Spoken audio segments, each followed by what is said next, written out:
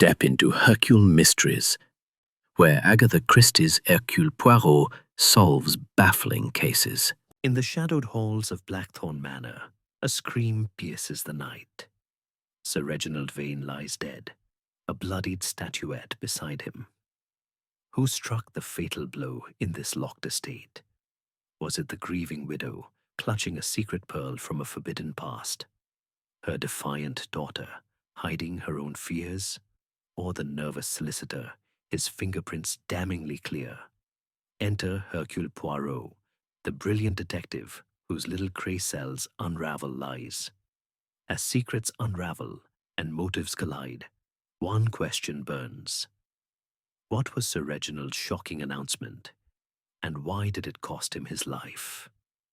Chapter 1. The Invitation to Blackthorn Manor. The late afternoon sun cast long golden fingers across the rolling lawns of Blackthorn Manor, a grand Elizabethan estate nestled in the heart of the Devon countryside. Its ivy-clad walls, punctuated by mullioned windows, seemed to whisper secrets of centuries past. The air was heavy with the scent of roses and freshly cut grass, and a faint breeze stirred the leaves of the ancient yew trees that lined the gravel drive. To an outsider, the scene was one of serene perfection, a picture of English gentility. But to Captain Arthur Hastings, who stood at the manor's imposing oak doors, there was an undercurrent of unease, as though the very stones of the house were holding their breath. Hastings adjusted his tie, his fingers lingering on the knot as he glanced at the embossed invitation in his hand. The elegant script, penned in black ink, requested his presence for a weekend gathering hosted by Sir Reginald Vane, a retired diplomat with a reputation for both charm and ruthlessness. The invitation had arrived unexpectedly at Hastings' London flat, accompanied by a brief note from his old friend, Hercule Poirot. Mon ami, Poirot had written, I find myself intrigued by this affair at Blackthorn Manor. Join me, if you will, for I suspect it shall be most illuminating. Hastings, ever loyal and ever curious, had packed his bag and taken the train to Devon without hesitation. The door creaked open, revealing a butler, whose stiff posture and impassive face suggested a man accustomed to discretion. Captain Hastings, sir, he inquired, his voice as polished as the silver tray he carried. Yes, that's me, Hastings replied, handing over his hat and coat. And Monsieur Poirot? Has he arrived? The butler inclined his head. Monsieur Poirot is expected this evening, sir. If you'll follow me, I shall show you to the drawing room. The interior of Blackthorn Manor was as grand as its exterior promised. Polished oak paneling lined the corridors, and portraits of stern-faced Vanes glowered from the walls. The drawing room, when Hastings reached it, was a vision of opulence. A roaring fire crackled in the grate, casting flickering shadows across a Persian rug, and crystal chandeliers gleamed overhead. A small group of guests was already assembled, their voices a low hum of polite conversation. Sir Reginald Vane stood at the center of the room, a tall man in his late 60s, with silver hair and a commanding presence. His eyes, sharp and calculating, swept over Hastings as he entered. Captain Hastings, a pleasure, he said, extending a hand. I trust your journey was pleasant? Quite, thank you, Hastings replied, shaking the offered hand. Sir Reginald's grip was firm, his smile practiced. A splendid place you have here. Blackthorn has its charms, Sir Reginald said, his tone carrying a hint of pride. Allow me to introduce you to our little gathering. The guests, as Hastings soon learned, were a curious assortment. There was Lady Beatrice Vane, Sir Reginald's wife, a delicate woman with an air of quiet melancholy, her fingers nervously twisting a string of pearls. Beside her stood their daughter, Miss Clara Vane, a striking young woman of 25, whose bright eyes and quick smile suggested a restless energy. Next was Dr. Ernest Caldwell, a physician with a weary expression and a habit of tapping his foot, as though impatient for something unspoken. Mrs. Evelyn Marsh, a widow of indeterminate age, wore a crimson gown that seemed to demand attention, her laughter sharp and frequent. Finally, there was Mr. Lionel Blake, a solicitor with a pinched face and a nervous habit of adjusting his spectacles, who seemed ill at ease in the grandeur of the manor. As Hastings exchanged pleasantries, he couldn't shake the feeling that each guest was playing a part, their smiles a touch too bright, their words a fraction too careful. The conversation turned to the weather, the season's hunt, and the latest London gossip. But beneath it all, Hastings sensed a tension, like a taut string waiting to snap. Dinner was announced at precisely 7 o'clock, and the party moved to the dining room, where a long mahogany table was set with gleaming silver and fine china. The meal was exquisite: roast pheasant, buttered asparagus, and a velvety claret. But Hastings found his attention drawn to the dynamics of the group. Clara Vane spoke little, her eyes darting to her father whenever he addressed her. Mrs. O. Marsh, seated opposite, seemed determined to dominate the conversation, her anecdotes laced with barbed wit. Dr. Caldwell ate in near silence, his gaze fixed on his plate, while Mr. Blake fidgeted with his napkin, dropping it twice. As the dessert course was served, a delicate lemon souffle, Sir Reginald rose, tapping his glass with a spoon. The room fell silent. "My friends," he began, his voice resonant, "I've gathered you here for more than mere pleasantries. Tomorrow evening, I shall make an announcement of some importance, one that concerns us all. Until then, I ask for your patience and your company." A murmur rippled through the guests. Hastings caught Clara's sharp intake of breath, and the way Lady Beatrice's hand tightened on her fork. Dr. Caldwell's foot ceased its tapping, and Mrs. Marsh's smile faltered for a moment. Mr. Blake, meanwhile, seemed to shrink further into his chair. "What sort of announcement, Sir Reginald?" Mrs. Marsh asked, her tone light but her eyes keen. Sir Reginald's smile was enigmatic. "All in good time, my dear Mrs. Marsh. All in good time." The conversation resumed, but the atmosphere had shifted. Hastings felt a prickle of unease, as though Sir Reginald's words had cast a shadow over the table. He wished Poirot were here, with his uncanny ability to read the unspoken currents of a room. What was it his friend always said? "It is the little grey cells, Hastings, that see what the eyes do not." As the evening drew to a close, the guests retired to their rooms.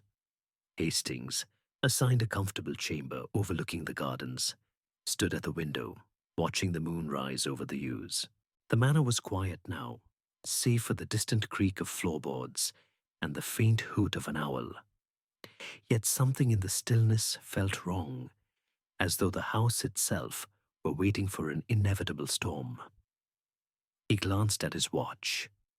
10:15 p.m. Poirot's train was due at the nearby station at 10:30.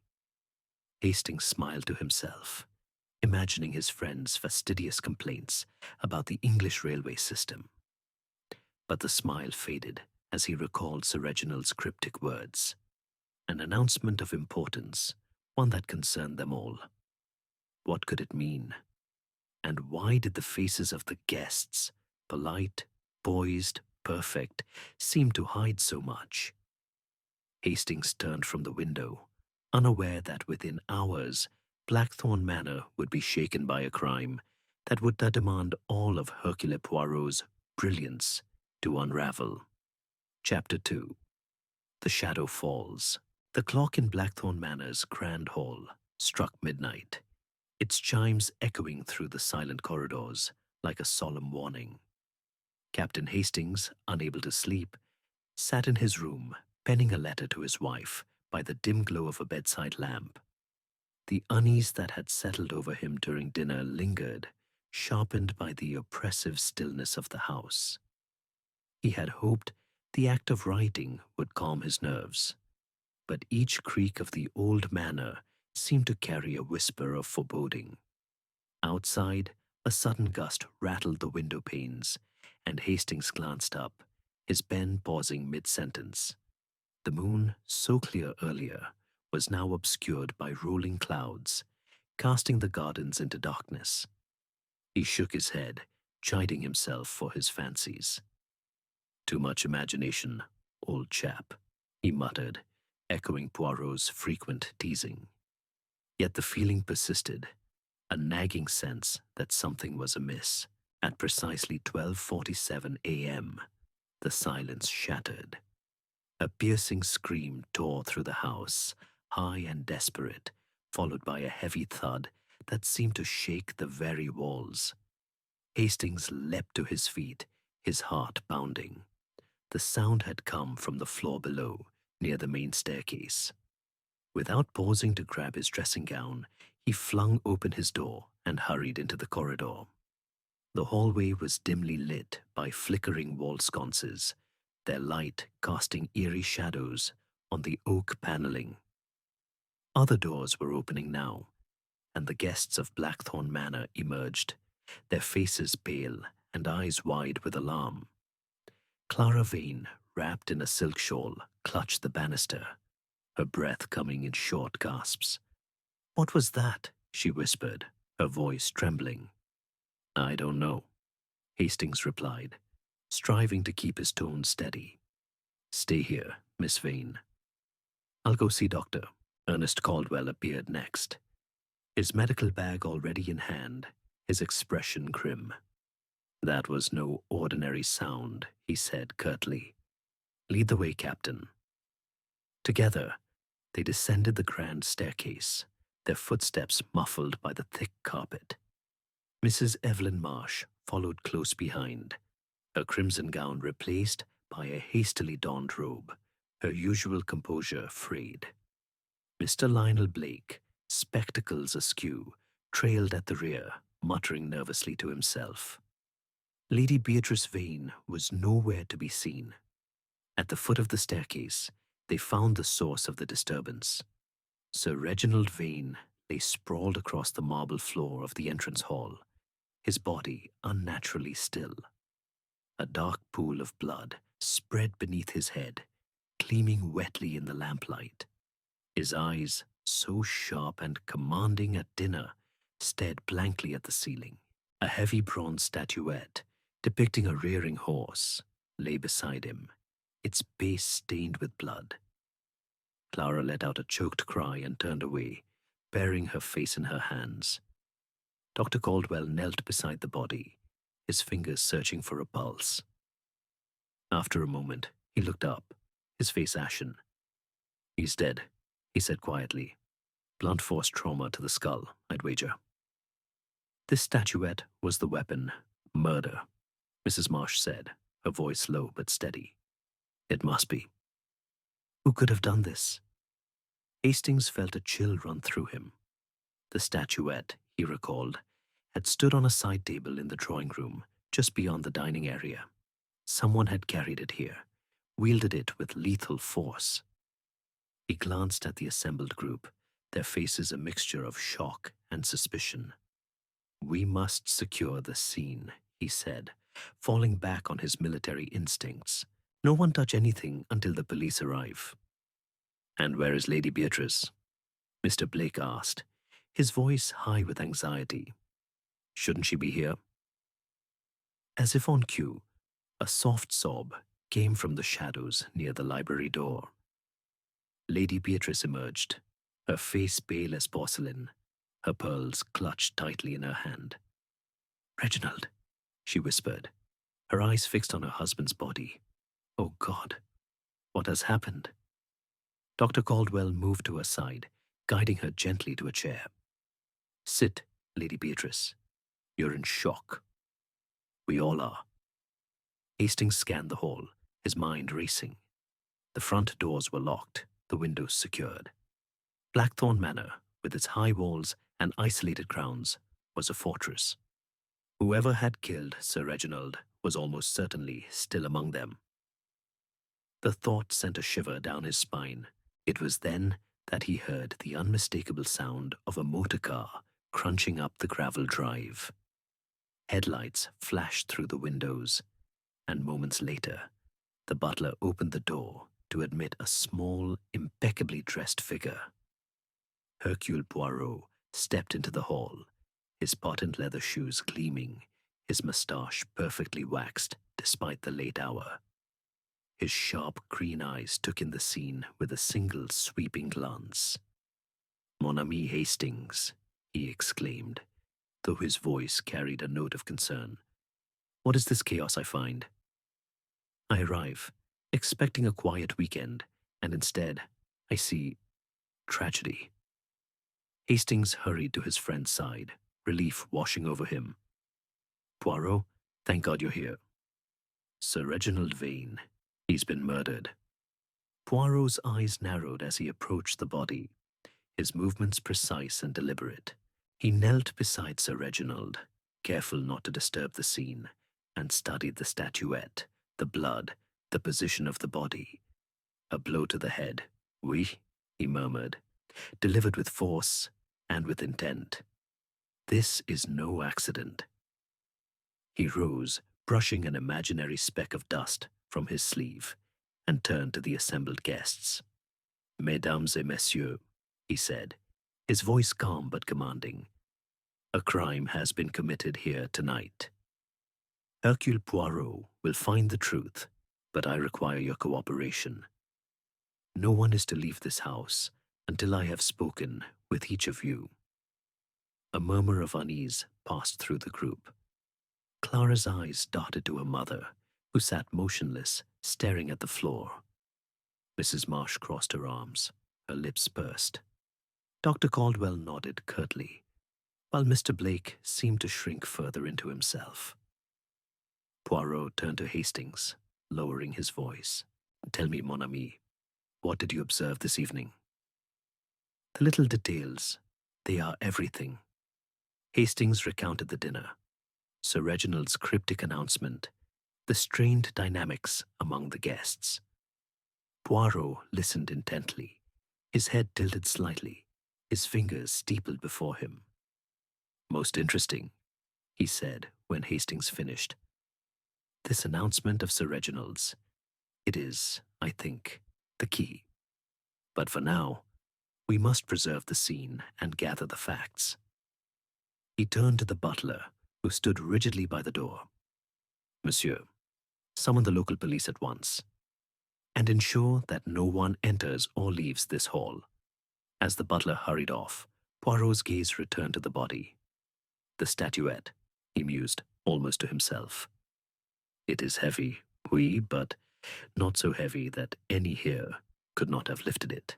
And the time, between midnight and now. We must establish where each person was at that precise moment." Hastings nodded, his mind already turning to the guests. Clara's nervous glances, Lady Beatrice's absence, Mrs. Marsh's sharp wit, Dr. Caldwell's grim silence, Mr. Blake's fidgeting. Each could hide a motive, a secret.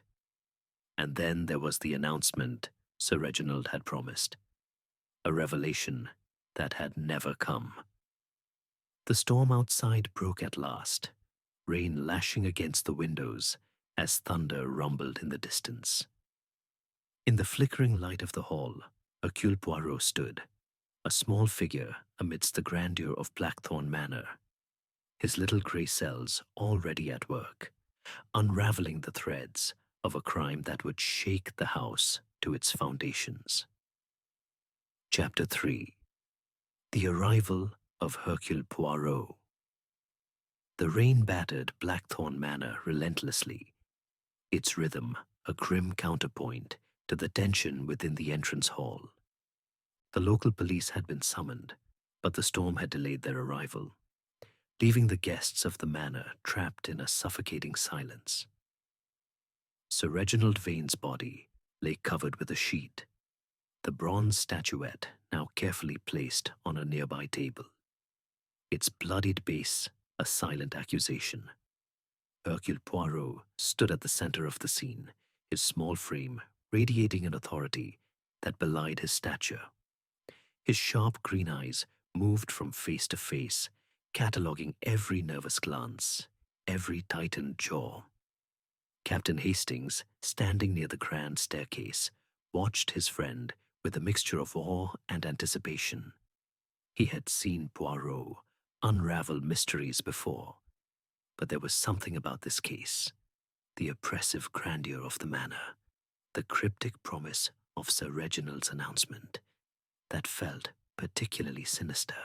The guests too seemed to sense it, their earlier shock giving way to a wary unease as they awaited Poirot's next move. Poirot clapped his hands sharply, the sound cutting through the murmurs like a knife. "Mesdames et messieurs," he said, his voice clear and precise, "we find ourselves in a most unfortunate situation. A man is dead, and the truth of his death lies among us. Hercule Poirot does not believe in accidents or coincidences. Therefore, I ask you to remain calm and to assist me in establishing the facts. We begin now." He turned to the butler, who had returned from telephoning the police. "Monsieur?" "Graves, sir," the butler replied, his tone as measured as ever. "Monsieur Graves, you will please confirm the state of the house. The doors, the windows, are they secure?" Graves nodded. "All external doors were locked, as is customary, sir. The windows are latched, and the grounds are enclosed by high walls. No one could have entered or left since dinner."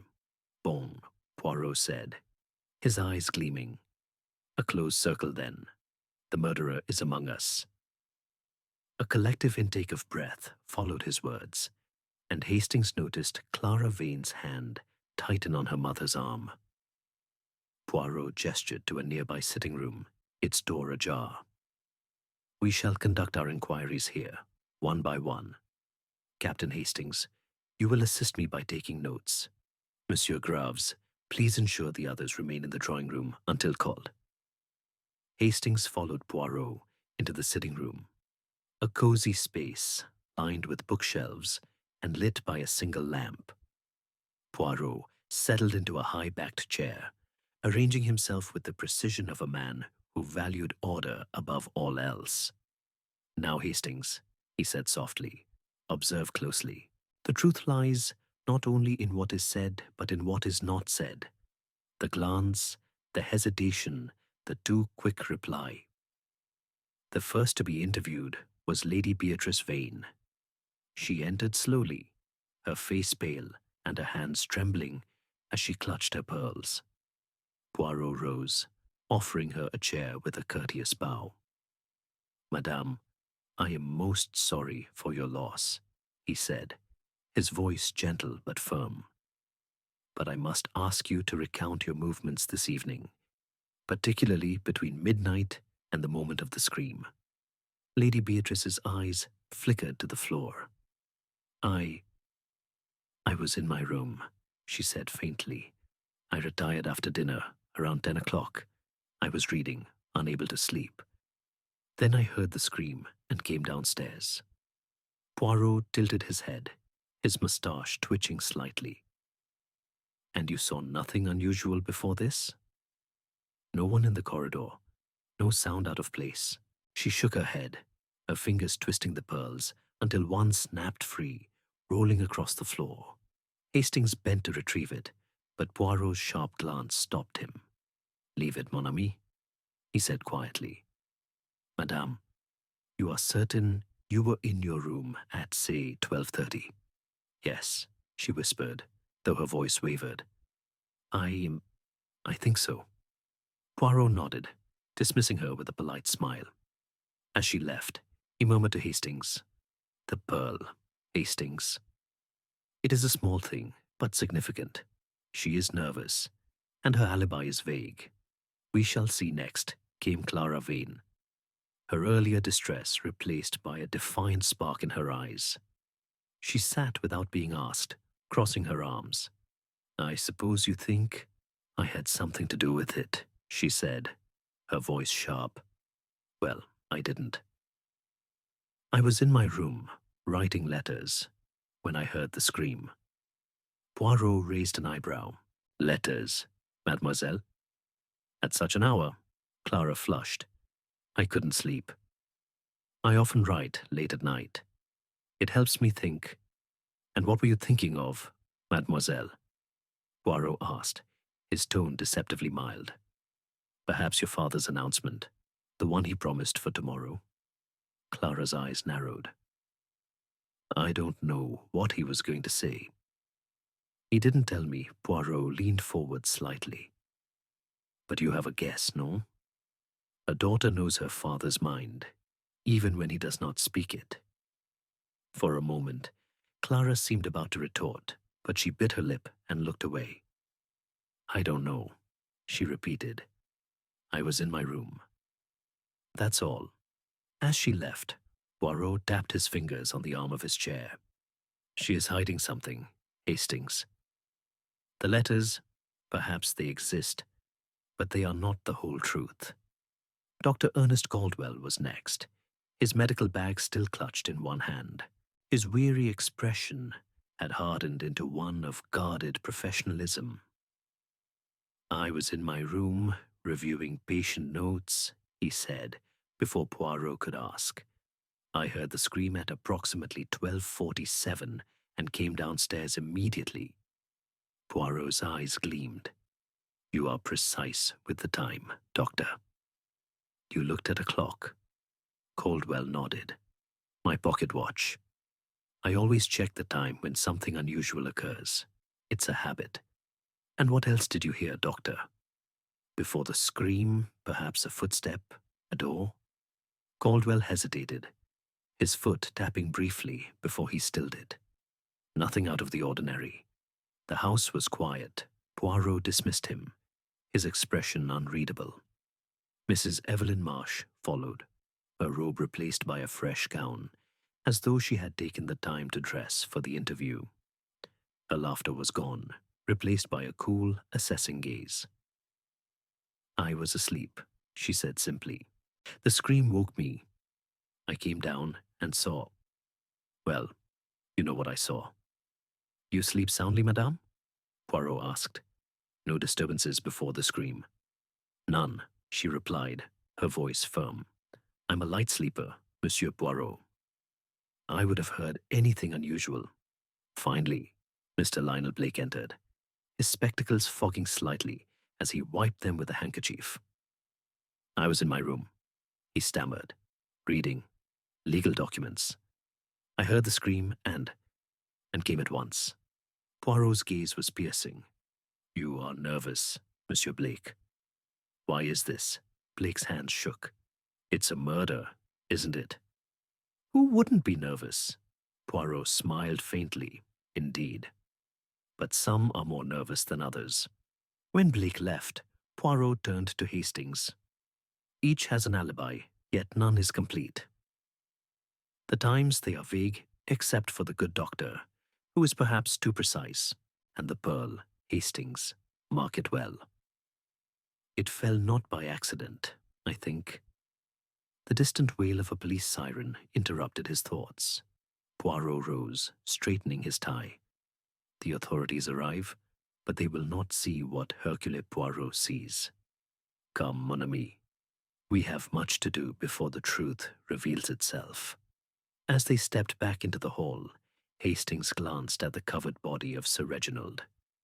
The storm raged on outside, but within Blackthorn Manor, a different kind of storm was brewing. One that only Poirot's little grey cells could hope to navigate. Chapter 4. The questions deepen. The rain had softened to a steady drizzle by the time the local police arrived at Blackthorn Manor, their boots leaving muddy tracks on the polished marble of the entrance hall. Inspector Grayson, a stout man with a bristling mustache and a no-nonsense demeanor, took charge with brisk efficiency. He surveyed the scene, his eyes lingering on the covered body of Sir Reginald Vane and the blood-stained bronze statuette. "A nasty business," he muttered, scribbling in a notebook. "We'll need statements from everyone, and no one leaves until I say so." Hercule Poirot, standing near the grand staircase, observed the inspector with a faint smile. "Monsieur l'Inspecteur," he said, stepping forward, "I am Hercule Poirot, and I have already begun to make inquiries. With your permission, I should like to continue. The matter, it is delicate, and my little grey cells may assist." Inspector Grayson raised an eyebrow, clearly unfamiliar with Poirot's reputation. "A private detective, eh? Well, I suppose you can poke around, as long as you don't interfere. But we'll handle the official investigation." Poirot inclined his head, his expression serene. "Naturellement, Inspector. I am but a humble observer." Captain Hastings, standing beside his friend, suppressed a grin. He knew that humble was the last word to describe Poirot's methods. As the police began cordoning off the hall, Poirot beckoned Hastings to follow him back to the sitting room. "Come, mon ami," he murmured. "The inspector, he will collect his fingerprints and his measurements, but the truth lies elsewhere, in the minds and hearts of those who were here tonight." Inside the sitting room, Poirot paced slowly, his hands clasped behind his back. "We have established the alibis, such as they are," he said. "Each claims to have been in their room at the time of the murder, between midnight and 12:47. Yet none can confirm the others, save for the scream that brought them all running. This, Hastings, is where we begin to unravel the knot." Hastings nodded, pulling out his notebook. "What do you want to focus on, Poirot? The pearl? The doctor's precise timing?" Poirot's eyes gleamed. "Both and more. But first, we must examine the scene itself. The statuette. It was taken from the drawing room. Why this weapon? And why strike in the entrance hall, where the sound could so easily be heard?" They returned to the hall, where Inspector Grayson's men were photographing the body and dusting the statuette for fingerprints. Poirot knelt beside the covered form of Sir Reginald, his gaze methodical. "The blow," he said, gesturing to the sheet. "It was to the back of the head. This suggests the killer approached from behind, or that Sir Reginald turned away at the critical moment. Either way, it was a deliberate act, not a struggle." Hastings glanced at the statuette, now bagged as evidence. "It's heavy, but not so heavy that any of them couldn't have lifted it. Even Lady Beatrice, frail as she seems, précisément," Poirot said. "The physical strength required is minimal. The motive, however, that is what we must uncover. And the announcement Sir Reginald promised. It hangs over this house like a storm cloud." Poirot moved to the side table, where the statuette had stood in the drawing room. He examined the polished surface, noting a faint ring of dust where the base had rested. "The statuette was moved recently," he said. "See? The dust is undisturbed elsewhere, but here it is smudged. Someone took it tonight, with purpose." He turned his attention to the floor, tracing the path from the drawing room to the entrance hall. "No blood on the carpet," he murmured. "The blow was struck here, in the hall. But why? Why not in the drawing room, or in Sir Reginald's study?" Hastings frowned. Perhaps he was meeting someone. A secret rendezvous. Poirot's moustache twitched. "A possibility, mon ami. Or perhaps he was lured here. We must speak again with the guests, But this time we shall probe deeper. They returned to the drawing room, where the guests sat in uneasy silence, watched by a young constable. Lady Beatrice stared into the fire, her face etched with grief. Clara sat beside her, her hands clasped tightly in her lap. Dr. Caldwell leaned against a bookcase, his foot tapping again. Mrs. Marsh, ever composed, sipped a glass of brandy, while Mr. Blake fidgeted with his spectacles, his eyes darting to the door. Poirot addressed them all, his voice calm but commanding. Mesdames et messieurs, I have a few more questions. The truth, it is like a puzzle, and each of you holds a piece. Tell me, what was your relationship with Sir Reginald? Speak plainly, for deception will only delay justice. Lady Beatrice spoke first, her voice barely above a whisper. He was my husband. We had our differences, but I loved him. He was a man of strong will, not always easy to live with. Clara's eyes flashed. Father was impossible, she said sharply. Always controlling, always deciding what was best for everyone. But I didn't hate him. I just wanted freedom. Poirot's gaze lingered on her. Freedom, mademoiselle. From what, precisely? Clara hesitated, then looked away. From his expectations? Dr. Caldwell cleared his throat. Sir Reginald was my patient and my friend, he said. I treated him for a heart condition, nothing serious. He was a generous man, but demanding. He didn't suffer fools, Mrs. Marsh set down her glass with a delicate clink. Reginald and I were old acquaintances, she said, her tone light but guarded. We met years ago in London. He was charming, but he had enemies.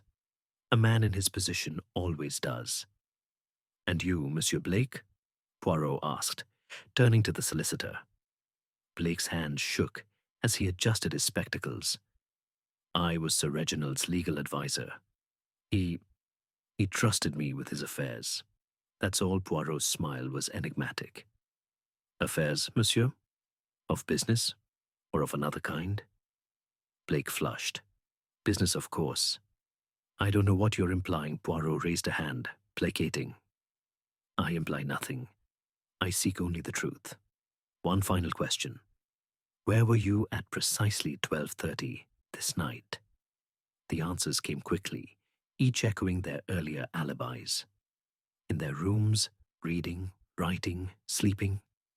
But Poirot's eyes narrowed as he listened, catching the slight hesitations, the too quick affirmations. Merci, he said at last. You may return to your seats. But know this. Hercule Poirot sees what is hidden, and the truth will not remain so for long.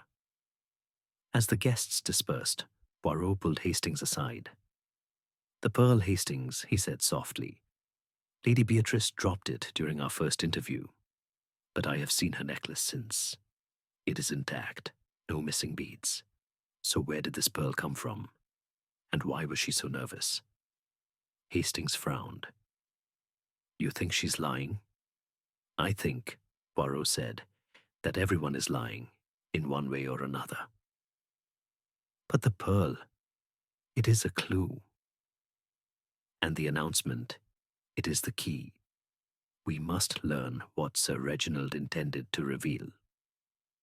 Outside, the rain continued to fall, and the police bustled about their tasks. But within Blackthorn Manor, the air grew thicker with suspicion. And Hercule Poirot's little grey cells worked tirelessly, piecing together the fragments of a crime that was only beginning to reveal its depths. Chapter 5. The Red Herrings. The rain had ceased by morning, leaving Blackthorn Manor shrouded in a damp, grey mist that clung to the windows like a veil. The police, under Inspector Grayson's direction, had spent the early hours cataloguing evidence and taking fingerprints, but their efforts had yielded little beyond the obvious. The bronze statuette was indeed the the murder weapon, and Sir Reginald Vane had died from a single, forceful blow to the back of the skull at approximately 12:45 a.m. The guests, confined to the drawing room under the watchful eye of a constable, grew increasingly restless, their polite facades fraying under the strain of suspicion. Hercule Poirot, however, appeared unruffled.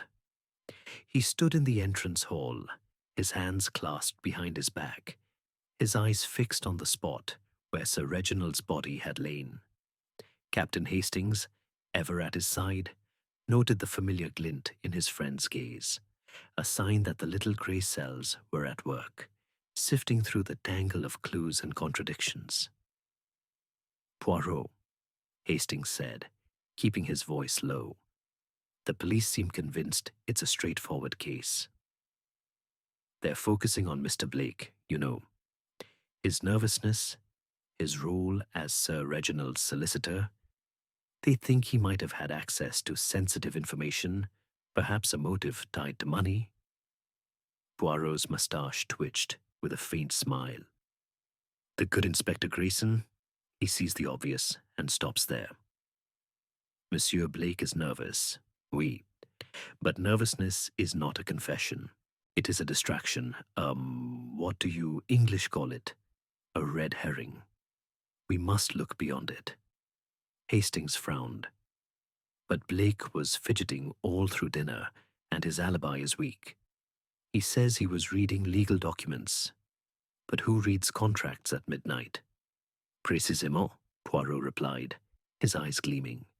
"It is too convenient, this nervousness, this vagueness. It draws the eye, but it does not satisfy the mind. Come, mon ami, let us examine the drawing room again. There is something there that troubles me." They moved to the drawing room, where the guests sat in uneasy silence. Lady Beatrice stared blankly at her hands, her pearls once again intact, as though the incident with the fallen bead had never occurred. Clara Vane paced near the fireplace, her restless energy palpable. Dr. Caldwell sat with his medical bag at his feet, his foot tapping a steady rhythm. Mrs.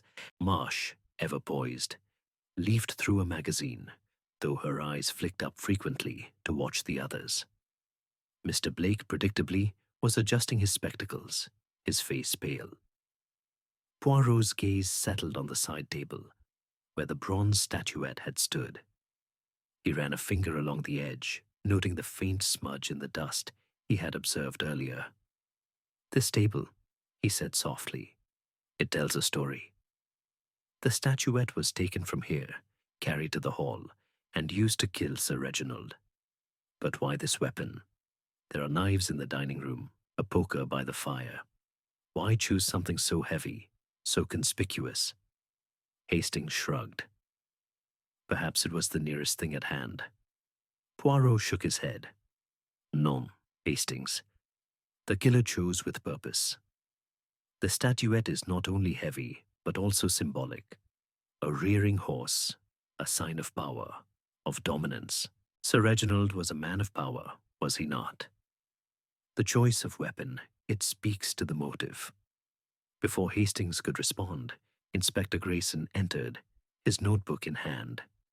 "Mr. Poirot," he said gruffly, "we've found something. A set of fingerprints on the statuette, clear as day. They belong to Mr. Blake." A gasp rippled through the room.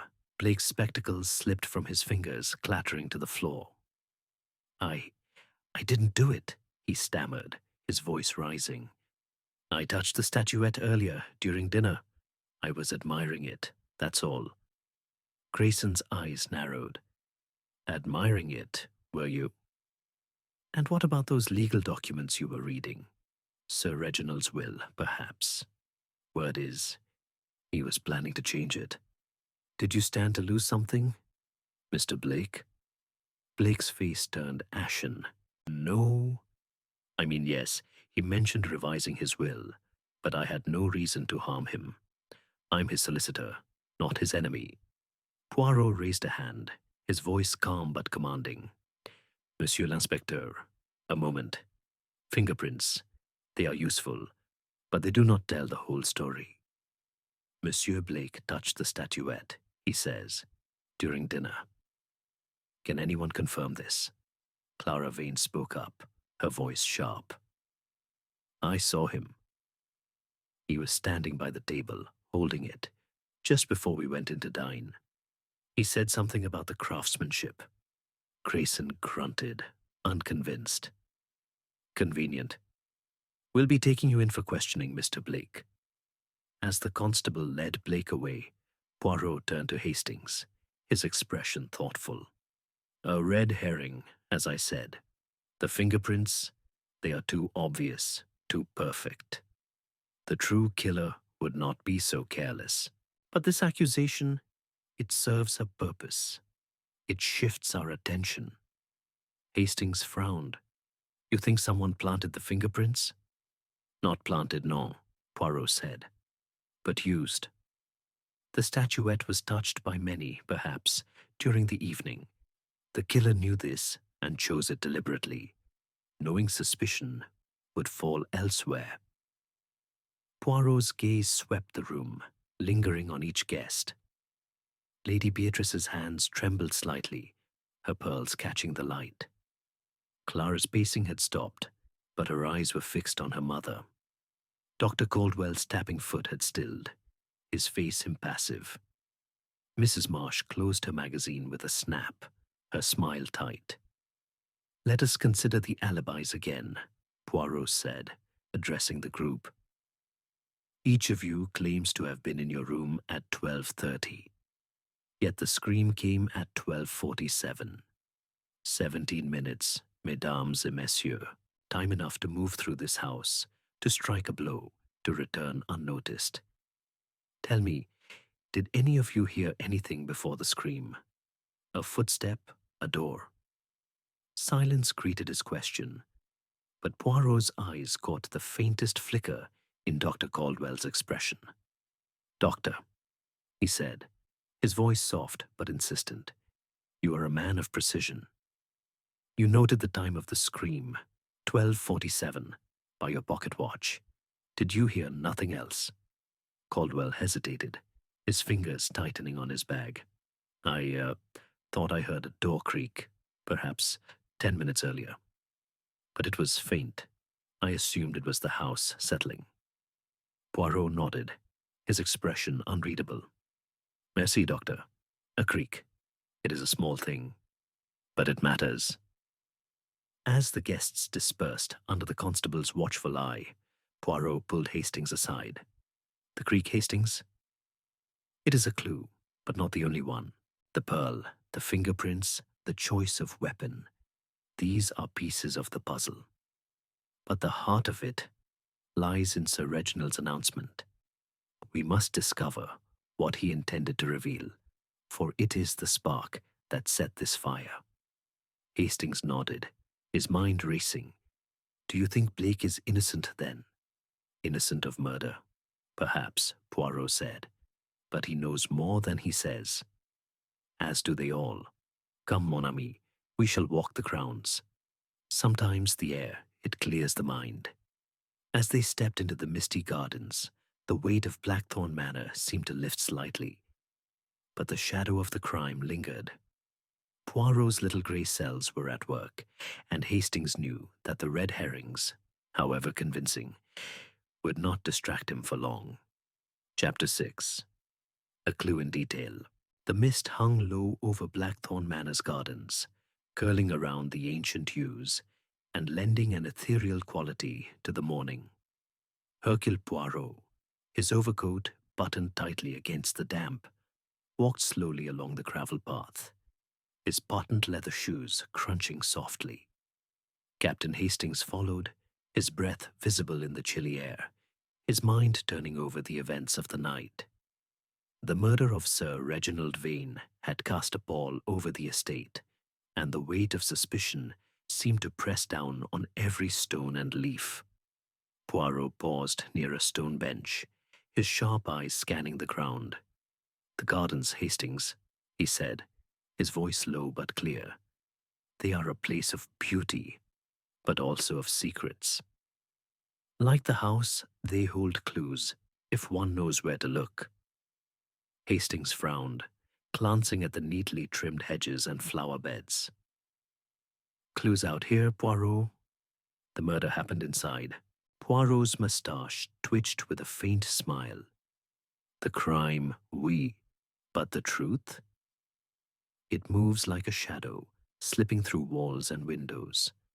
Come, let us return to the house. There is a detail that troubles me, and I must see it again. They re-entered Blackthorn Manor through a side door, emerging into a narrow corridor that led to the entrance hall. The police had finished their initial examination, and Sir Reginald's body had been removed to the local morgue, but the bronze statuette remained on a table, sealed in an evidence bag.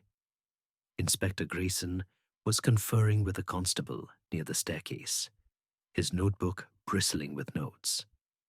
Poirot approached the table where the statuette had stood in the drawing room, his movements precise. He knelt, examining the floor beneath with a magnifying glass he produced from his pocket. "Regardez, Hastings," he said, pointing to a faint scuff mark on the polished wood. "It is small, but it speaks. This mark was not here yesterday, I think. It suggests someone stood here, perhaps in haste, and moved the statuette." Hastings squinted at the mark, barely visible against the dark grain of the floor. Could it be from one of the police moving about? "No," Poirot said firmly. "The police, they tread heavily, but this is delicate, a single scrape. It was made before they arrived, I am certain." He straightened, his eyes narrowing. "And there is another detail. The pearl." Hastings nodded, recalling the single pearl that had rolled across the floor during Lady Beatrice's interview. "You said her necklace was intact afterward. Do you think it came from somewhere else?" "Précisément," Poirot replied. "It is not a pearl from her necklace, but it is significant. We must find its source. But first, let us speak again with Monsieur Graves, the butler.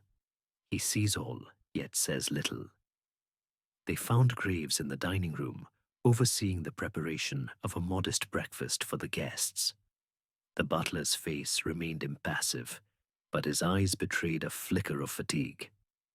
"Monsieur Graves," Poirot said, his tone courteous but probing, "you are the eyes and ears of this house. Tell me, did you notice anything unusual before the scream last night?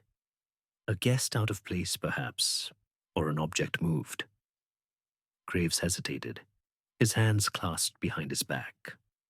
"I retired to my quarters at 11, sir, after ensuring the house was secure. I heard nothing until the scream woke me." "And the statuette?" Poirot pressed. "It stood in the drawing room for many years, oui?" "Was it often handled?" Graves shook his head. "Rarely, sir. It was a family heirloom, heavy and not easily moved. I dusted it myself yesterday morning and noticed nothing amiss." Poirot's eyes gleamed. "Merci, Monsieur Graves. One more question. The pearl. Have you seen such a thing loose in the house? Perhaps from a guest's jewelry, or elsewhere?" Graves frowned, his composure faltering for a moment. "A pearl, sir? I cannot say. Lady Beatrice's necklace is well known, but I've not seen a loose pearl." Poirot dismissed him with a nod, then turned to Hastings. "The pearl. It is not from Lady Beatrice's necklace, yet it appeared in her hand. This suggests she held it before our interview, perhaps dropped it in her nervousness. But where did it come from?" They moved to the library, a quiet room lined with leather-bound volumes and heavy oak furniture. Poirot's gaze swept the space, settling on a small writing desk near the window. He approached it, his fingers brushing the surface. "Regardez, Hastings," he said, pointing to a tiny indentation in the wood, barely noticeable.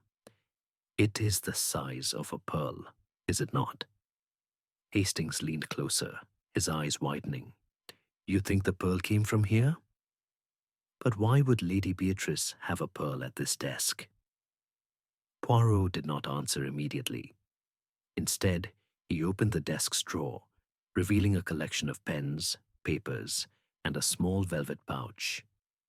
He lifted the pouch carefully, loosening its drawstring to reveal a single pearl, identical to the one Lady Beatrice had dropped. "Voila," he said softly. "The source, I think. But why was it here? And why did she carry one?" Hastings frowned. Could it be part of Sir Reginald's announcement? Something to do with jewelry, perhaps an inheritance. Poirot's eyes sparkled. "A possibility, mon ami, but I suspect it is more personal, more intimate. Lady Beatrice, she is a woman of secrets, and this pearl is one of them." Their conversation was interrupted by a commotion in the drawing room. Raised voices echoed through the corridor, and Poirot and Hastings hurried to investigate. They found Clara Vane standing before Dr. Caldwell, her face flushed with anger. "You knew," she was saying, her voice sharp. "You knew about Father's plans, and you didn't tell me." Caldwell's expression was grim, his foot tapping rapidly. "I was his doctor, Clara, not his confidant. If he had plans, he didn't share them with me." Poirot stepped forward, his presence calming the room. "Mademoiselle Clara, what is this about your father's plans?" Clara's eyes darted to Poirot, then away. "It's nothing," she said quickly. I thought Dr. Caldwell might know what Father's announcement was about. It's why he was killed, isn't it?" Poirot's gaze was piercing. "Perhaps. But you, mademoiselle, you have an idea of what this announcement might have been. Will you not share it with Hercule Poirot?" Clara hesitated, her hands clenching into fists. "I don't know anything," she said at last. "I just want to know who did this." Poirot nodded, his expression unreadable. As Clara turned away, he murmured to Hastings, "She knows more than she says, but she is afraid. The pearl, the scuff mark, the announcement, these are threads, Hastings, and they are beginning to weave a pattern." Outside, the mist began to lift, revealing the stark outlines of Blackthorn Manor's gardens. But within, the shadows of suspicion grew darker, and Poirot's little grey cells worked tirelessly, chasing a truth that lay just out of reach. Chapter 7. More lies surface. The morning light filtered weakly through the mist, casting a pallid glow over Blackthorn Manor's drawing room. The guests, still confined under the watchful eye of a young constable, sat in a tense tableau, their earlier civility eroded by the weight of Sir Reginald Vane's murder. The air was thick with unspoken accusations, and every glance seemed to carry a hidden meaning. Hercule Poirot, standing near the fireplace, observed the scene with his characteristic calm, his sharp green eyes missing nothing. Captain Hastings, seated with his notebook open, felt the strain of the atmosphere, as though the very walls of the manor were closing in. Poirot had spent the morning reviewing his notes, his mind turning over the clues. The scuff mark by the drawing-room table, the pearl from Lady Beatrice's hand, the precise timing of Dr. Caldwell's alibi, and the fingerprints on the bronze statuette that had so conveniently pointed to Mr. Blake. But it was Sir Reginald's promised announcement that lingered in Poirot's thoughts, a shadow cast over every motive and movement. "Mon ami," Poirot said softly to Hastings, "the lies, they are like layers of an onion. We peel one away, and another appears. But today, we shall uncover more." He turned to the group, his voice clear and commanding. Mesdames et messieurs, the truth of Sir Reginald's death lies not only in where you were, but in what you know. His announcement, it was of great importance, no? I ask you now, what secrets did he hold that might have led to his murder? A heavy silence followed. Lady Beatrice, her hands clasped tightly around her pearls, looked away, her face pale. Clara Vane, seated beside her mother, stared at the floor, her lips pressed into a thin line. Dr. Caldwell's foot tapped briefly before he stilled it, his expression guarded. Mrs. Evelyn Marsh, her composure as polished as ever, raised an eyebrow but said nothing. Mr. Blake, released from police questioning but still shaken, adjusted his spectacles nervously. It was Clara who broke the silence, her voice sharp with frustration. Why do you keep asking about the announcement? None of us know what it was. Father was secretive, always playing his cards close to his chest. If he had something to say, he didn't share it with me. Poirot's eyes gleamed. And yet, mademoiselle, you were angry with Dr. Caldwell earlier, accusing him of knowing your father's plans. Why? Clara flushed, her hands clenching. I was upset. I thought father might have confided in him as his doctor, but I was wrong. Dr. Caldwell cleared his throat, his tone clipped. As I told Miss Vane, Sir Reginald shared nothing with me beyond his medical history. If he had plans, they were his own. Poirot tilted his head, his gaze piercing. And yet, doctor, you treated him for a heart condition. Was there nothing in his behavior, his words, that suggested a change in his affairs? Caldwell hesitated, his fingers tightening on his medical bag. He was agitated the last few weeks. He mentioned revising his will, but nothing specific. I assumed it was routine. Poirot's mustache twitched. Routine, you say? For a man of Sir Reginald's temperament, such matters are rarely routine. Before Caldwell could respond, Mrs. Marsh spoke, her voice smooth but edged with impatience. Really, Monsieur Poirot, must we speculate endlessly? Reginald was a powerful man with powerful enemies. Perhaps one of them found a way into the house. Poirot turned to her, his expression unreadable. A possibility, madame, but unlikely.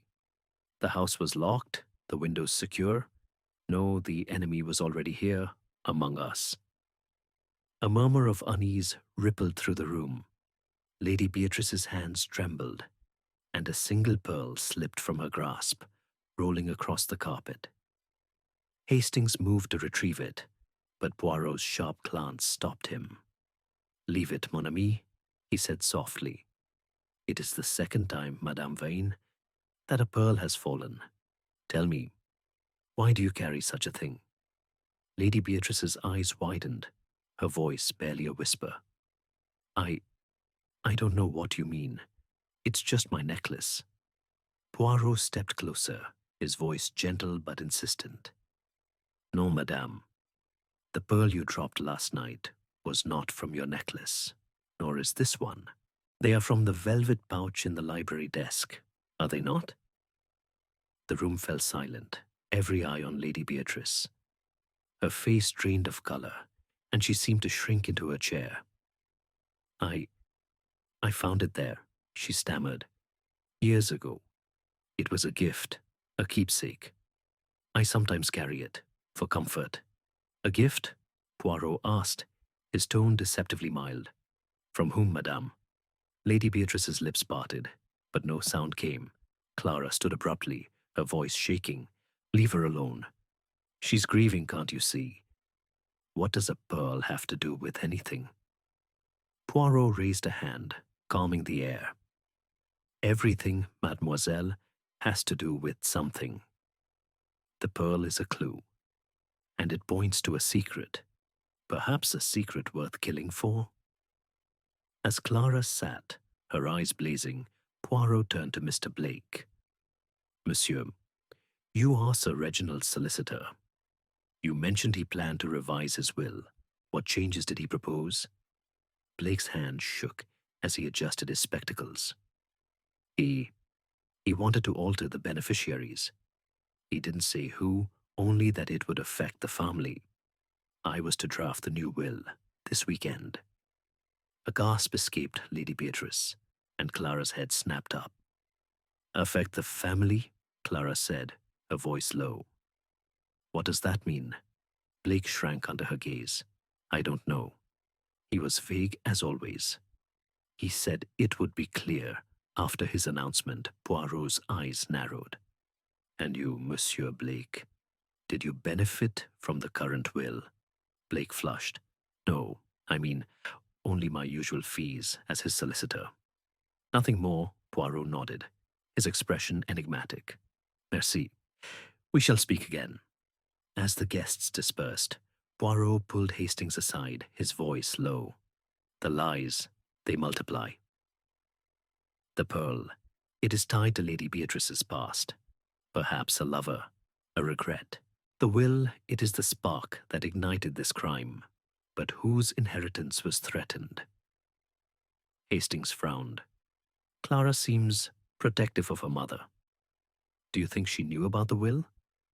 Perhaps, Poirot said. But it is Lady Beatrice who holds the key. The pearl, it is not just a keepsake. It is a symbol, and it points to a truth she fears to reveal outside. The mist had lifted, but the sky remained overcast, mirroring the gloom within Blackthorn Manor. As Poirot and Hastings returned to the library to examine the velvet pouch once more, the weight of secrets grew heavier, and the threads of the mystery began to tighten around the truth. Chapter 8. The Emotional Turning Point. The afternoon light filtered through the heavy drapes of Blackthorn Manor's library, casting long shadows across the oak-paneled walls. The air was thick with the scent of old leather and dust, and the oppressive silence of the house seemed to weigh heavier with each passing hour. Hercule Poirot stood by the writing desk, the velvet pouch containing a single pearl in his hand, his sharp eyes fixed on its delicate sheen. Captain Hastings, seated nearby, watched his friend with growing anticipation, sensing that the investigation was nearing a critical juncture. The morning had been fraught with tension. The guests, still confined to the manor under Inspector Grayson's orders, had grown increasingly agitated. Mr. Blake's release from police custody had done little to ease suspicions, and the revelation of Sir Reginald's plan to revise his will had sparked whispered arguments among the group. Poirot, however, remained calm, his methodical mind sifting through the clues. The scuff mark, the pearls, the vague alibis, and the ever-elusive announcement that had hung over the weekend like a storm cloud. Hastings, Poirot said softly, turning the pouch over in his hands.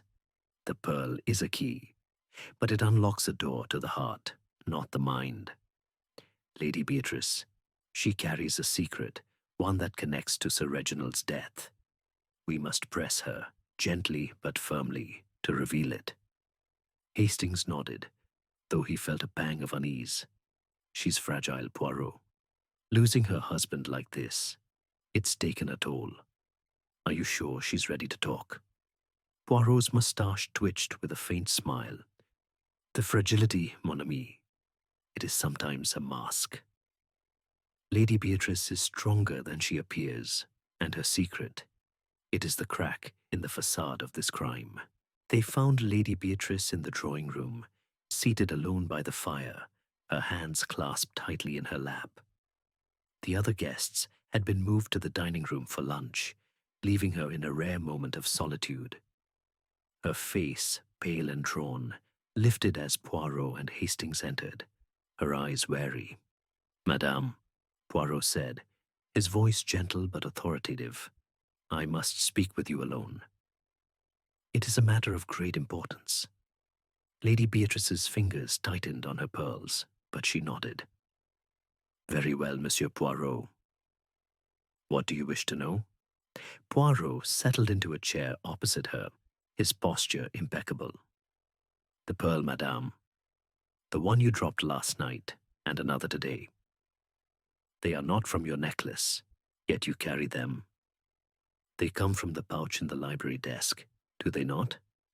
Her breath caught, and for a moment it seemed she might deny it.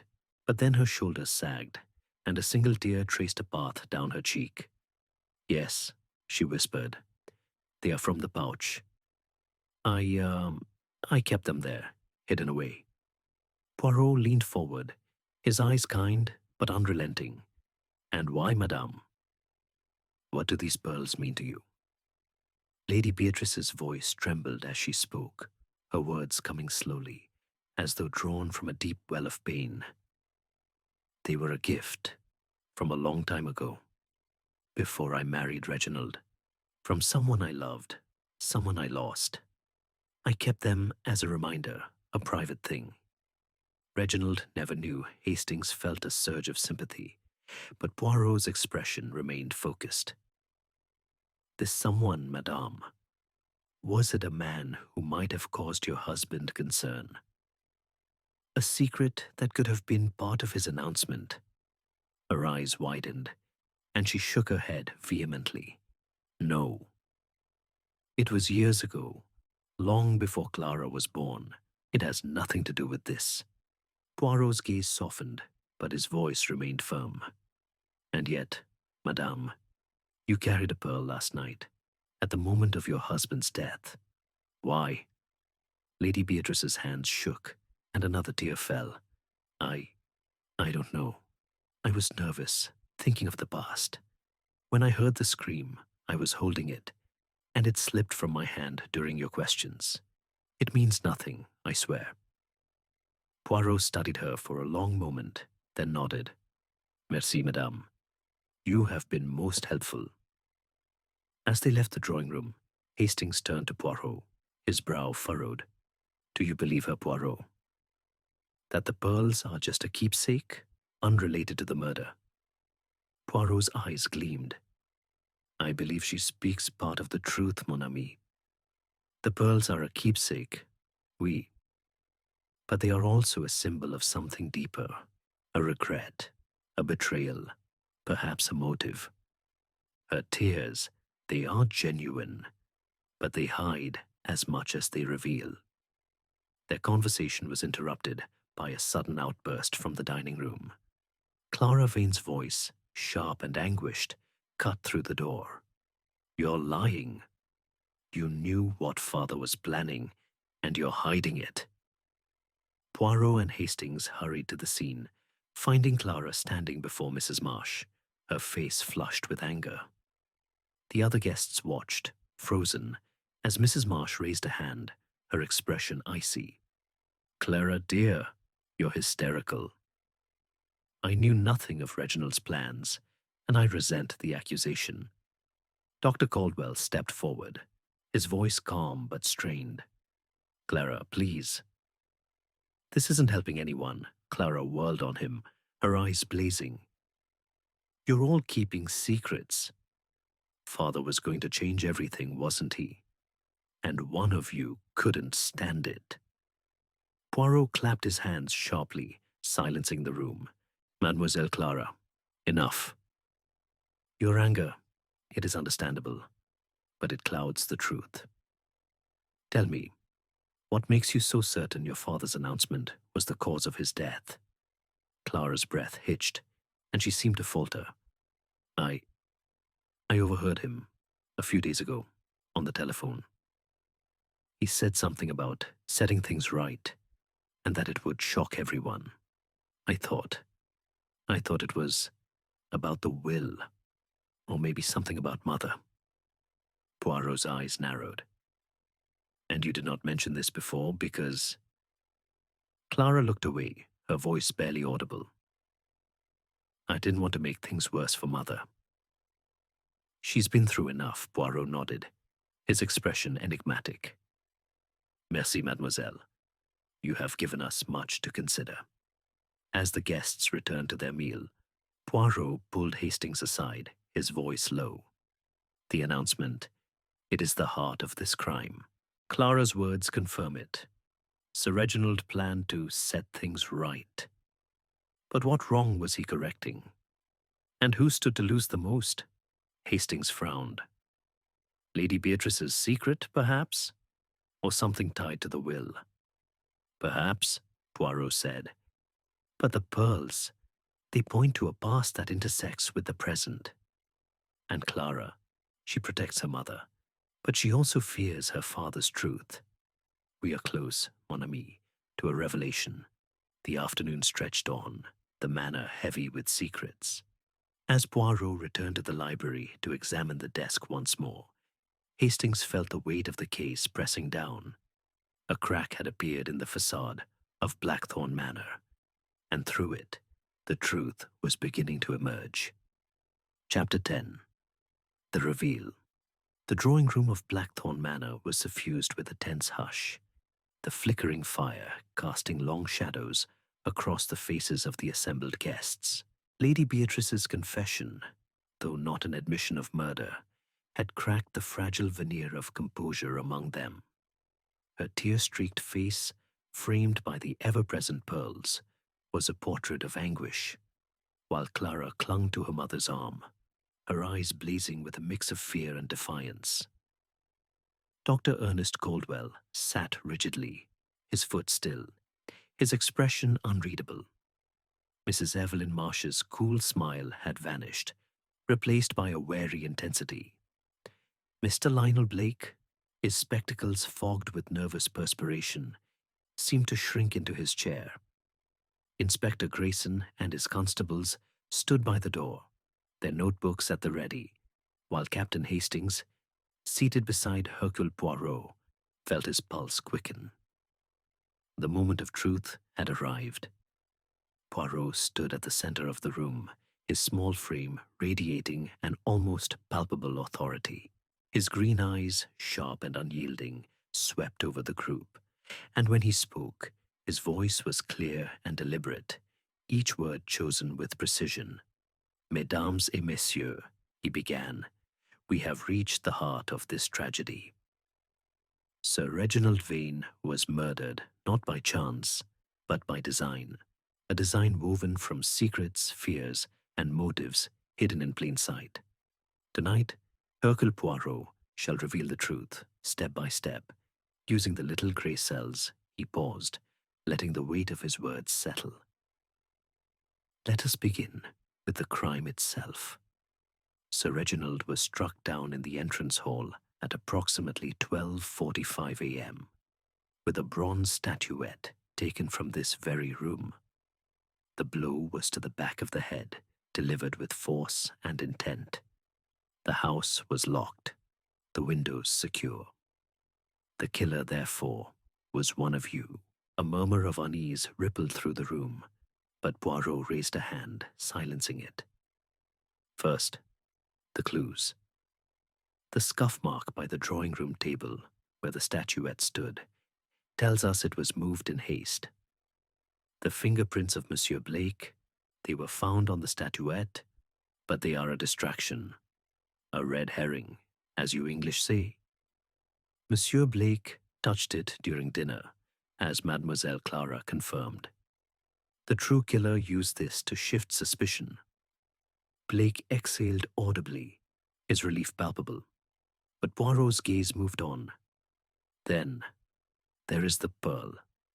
Madame Vane, you admitted it came from a pouch in the library desk, a keepsake from a past love. You carried one on the night of the murder, and another fell today. Why? Because you were afraid? None. Afraid that Sir Reginald's announcement would expose your secret. Lady Beatrice's hands trembled, but she said nothing, her eyes fixed on the floor. Clara's grip on her mother tightened, her voice low. She told you it was nothing to do with the murder. Poirot's moustache twitched. Perhaps, mademoiselle. But the pearl points to a past that intersects with the present. Let us consider Sir Reginald's announcement. Mademoiselle Clara, you overheard him say he would set things right, a change that would shock everyone. Monsieur Blake, you confirmed he planned to revise his will. This announcement, it was the spark that ignited the crime. He turned to the group, his voice rising slightly. But what was this announcement? A change in inheritance? A revelation of a secret? Let us reconstruct the night. At midnight, the house was quiet. Each of you claims to have been in your room. Yet at 12:37, Dr. Caldwell heard a door creak. 10 minutes later, the scream woke the house, and Sir Reginald was found dead. Poirot's eyes settled on Dr. Caldwell. Doctor, you are a man of precision. Your pocket watch marked the scream at 12:47. You heard a creak at 12:37. Was it, perhaps, the sound of the killer moving to meet Sir Reginald? Caldwell's face hardened. I told you. It was faint. I assumed it was the house settling. Poirot nodded, his expression enigmatic. And you, Madame Marsh? He said, turning to the widow. You claim to be a light sleeper, yet you heard nothing until the scream.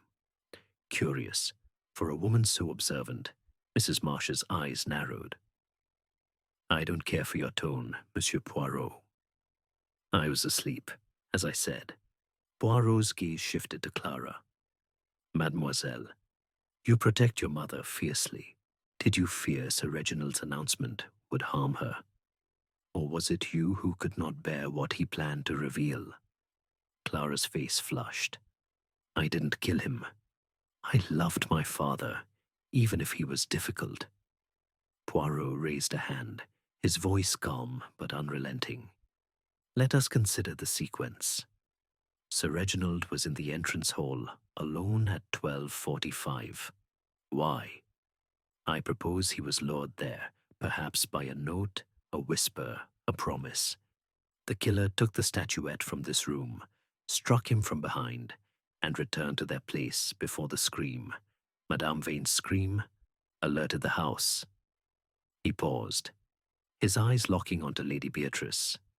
Madame, you admitted Sir Reginald knew of your past, your pearls. You feared his announcement would shame you. But there is more, is there not? You knew what he planned to reveal, and it was not only about you. Lady Beatrice's eyes widened, her voice a whisper. I didn't kill him. I couldn't. Poirot's voice softened, but his gaze was relentless. Non, madame, you did not. But you know who did. He turned to the group, his tone commanding. The killer is Dr. Ernest Caldwell. A gasp tore through the room, Caldwell's face drained of color, his medical bag slipping from his lap. That's absurd, he snapped, his voice shaking. I was in my room. Poirot shook his head. No, doctor. You were Sir Reginald's physician, and you knew his secrets, his heart condition. It was more serious than you admitted, was it not? He planned to announce his failing health and name a new heir, bypassing Clara and perhaps even Lady Beatrice. You, doctor, stood to gain from the current will, did you not? A substantial bequest, perhaps, for your years of service. Caldwell's foot began to tap, his composure cracking. This is nonsense. I had no motive. Poirot's eyes gleamed. The creak you heard at 12:37, it was your own door as you slipped out to meet Sir Reginald. You took the statuette, knowing Blake's fingerprints would mislead. You struck him in the hall, where he waited, lured by your note. And then you returned to your room, feigning shock when the scream came. Caldwell stood, his face contorted. You have no proof. Poirot held up a hand. The proof, it is in the details. The scuff mark. It matches the heel of your shoes, which I observed this morning. The pearl. It was dropped by Lady Beatrice in her panic, for she saw you in the hall that night, did she not? She has protected you, perhaps out of fear, perhaps out of guilt. Lady Beatrice sobbed, her voice breaking. I saw him. I saw him leaving the hall. I didn't want to believe it. Caldwell's shoulders slumped, his defiance crumbling. It was an accident, he whispered. I only meant to talk to him, to stop the announcement. He was going to cut me out, after all I'd done. He turned away, and I lost control. Inspector Grayson stepped forward, his handcuffs ready. That's enough, Doctor. You're under arrest.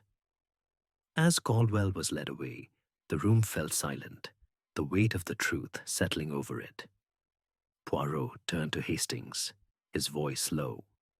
The little grey cells, mon ami. They see what the heart conceals.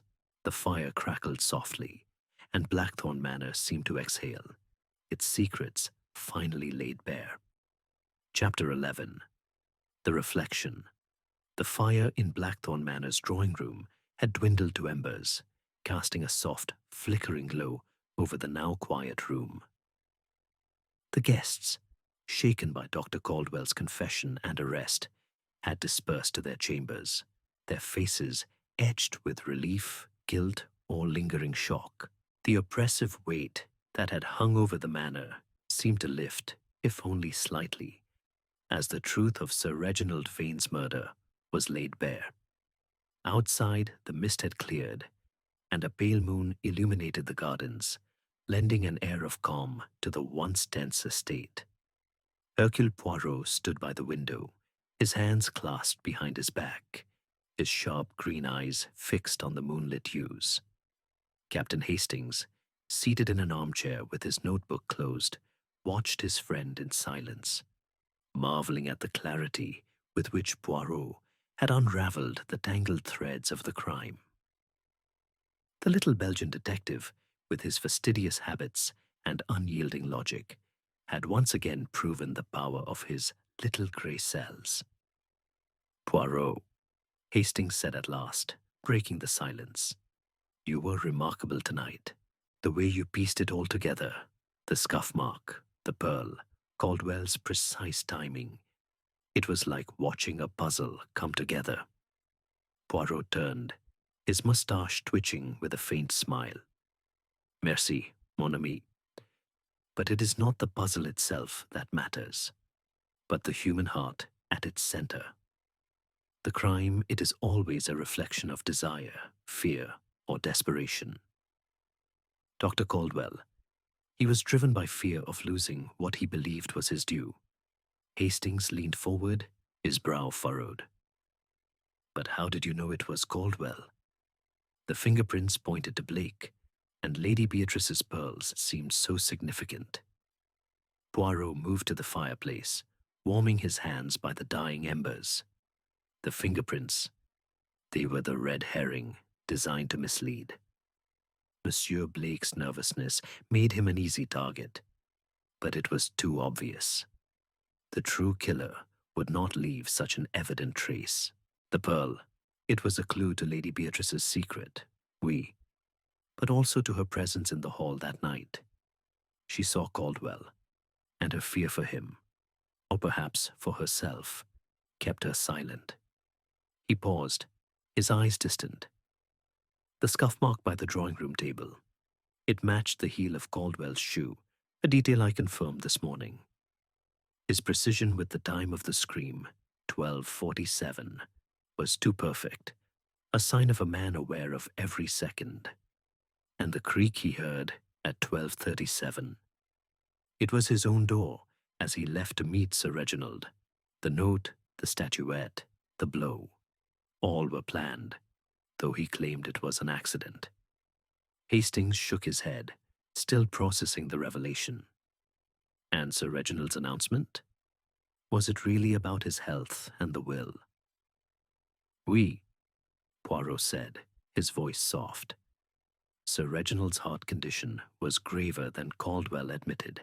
He planned to announce his limited time and name a new heir, perhaps bypassing Clara and Lady Beatrice. Caldwell, who benefited from the current will, could not allow this.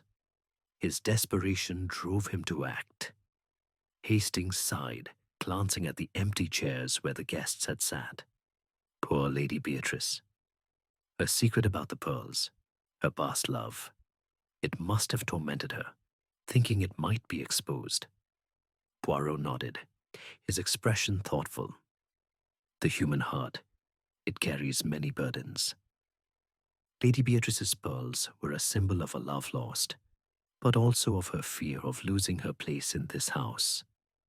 Clara, too, feared her father's plans, but her loyalty was to her mother. The truth, it is always complex, no? He moved to the center of the room, his posture impeccable as ever. The method of Hercule Poirot is simple, Hastings. It is to observe, to listen, to understand the why behind the what. The clues, they are but signposts to the truth of the soul. Hastings smiled, accustomed to Poirot's philosophical musings. And now, the case is solved, the killer caught. What's next for you? Poirot's eyes twinkled. Next, mon ami, I shall return to London, to my quiet apartment and my tisane. The world, it will continue to turn, and there will be other puzzles, other secrets. But for now, Blackthorn Manor is at peace. As they prepared to leave the drawing room, Poirot paused, glancing back at the fireplace. One thing more, Hastings. The pearls, they remind us that even in tragedy, there is beauty. We must hold to that, always. With that, he turned and walked toward the door, his steps measured and precise. Hastings followed, casting one last look at the room, where so many secrets had been laid bare. The manor was silent now, its shadows softened by the moonlight. And as Poirot's figure disappeared into the corridor, Hastings felt a profound sense of closure. The little grey cells had triumphed once more, and the truth, however painful, had set Blackthorn Manor free. Chapter 12. The Echoes of Truth. The morning following Dr. Caldwell's arrest dawned bright and clear, the sun breaking through the clouds that had shrouded Blackthorn Manor for days. The oppressive mist had lifted, and the gardens sparkled with dew, as though the estate itself were shedding the weight of its secrets. Inside, however, the atmosphere remained somber. The guests, though relieved by the resolution of the crime, moved through the house with a quiet unease, their thoughts lingering on the revelations of the previous night. Hercule Poirot sat in the library, a steaming cup of tisane on the table before him, his small notebook open to a page filled with meticulous notes.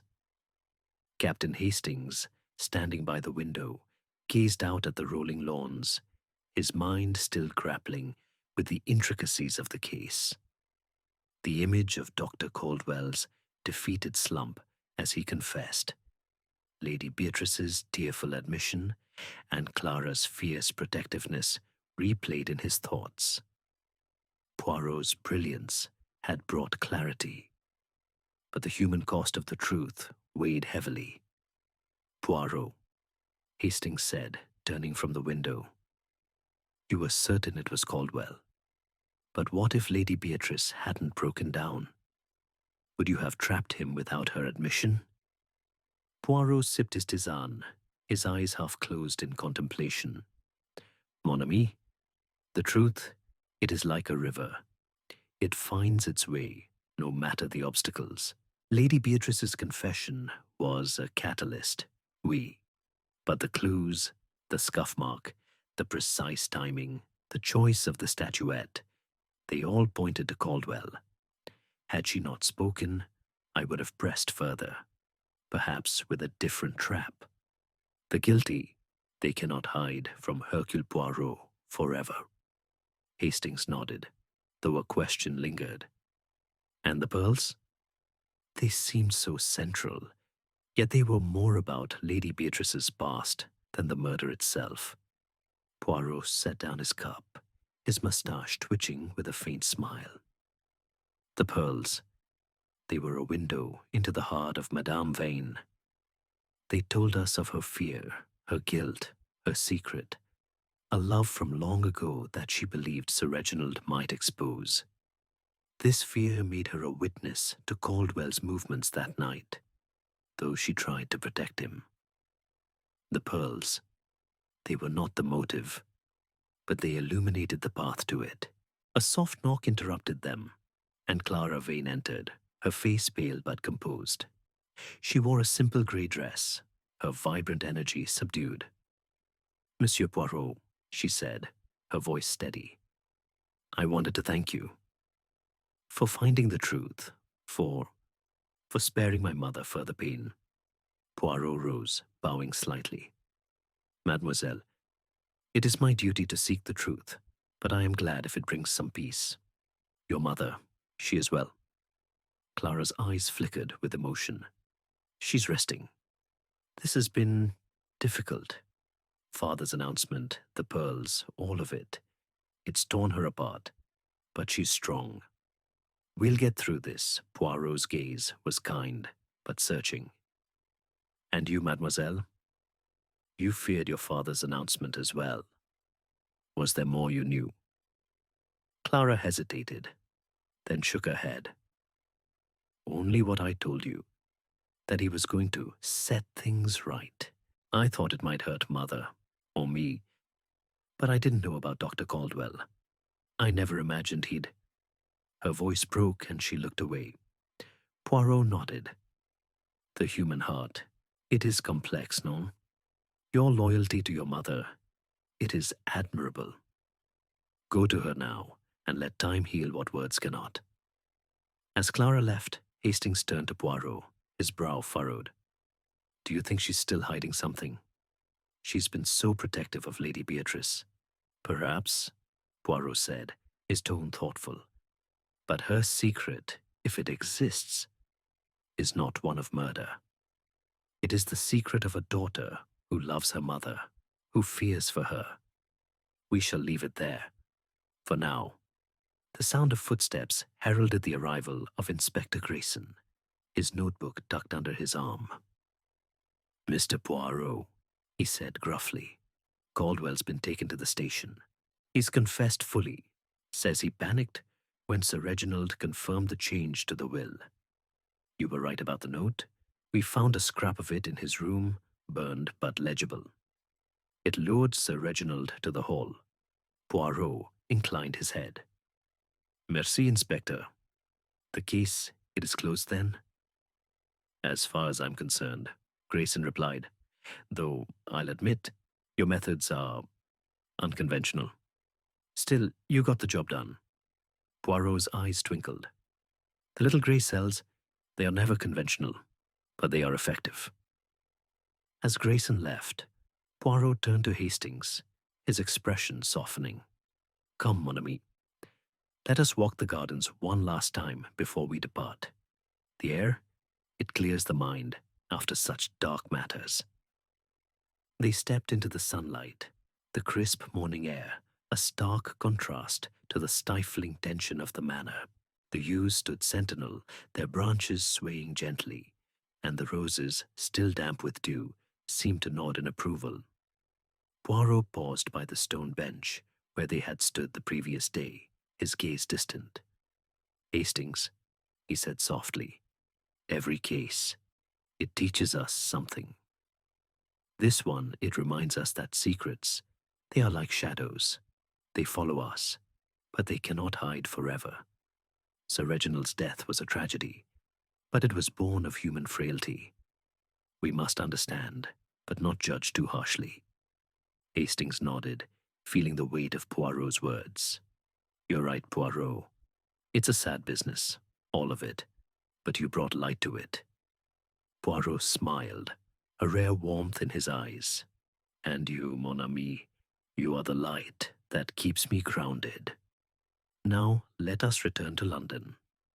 The train, it awaits. and I long for the order of my little apartment. As they walked back to the manor to collect their things, the echoes of the case lingered, the pearls, the scuff mark, the broken trust of Blackthorn Manor. But with Poirot's genius, the truth had prevailed, and the shadows, for now, were at rest.